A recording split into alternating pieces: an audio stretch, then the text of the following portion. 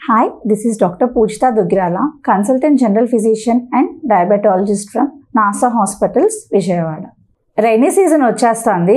So ఇదేంటంటే మస్కిటోస్కి మంచి breeding time అనమాట. మస్కిటోస్ కుట్టడం వల్ల చాలా రకాల జ్వరాలు వస్తుంటాయి. For example dengue, malaria, chikungunya ఇట్లాంటి వైరల్ ఫీవర్స్ అన్నీ దోమకాటు వల్ల చూస్తుంటాము.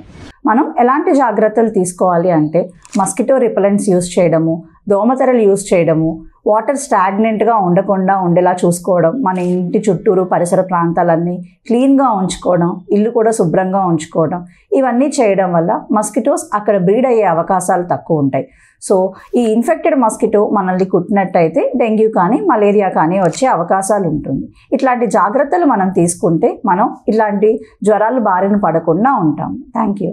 Like, share and subscribe to NASA Hospitals, Vijayawada.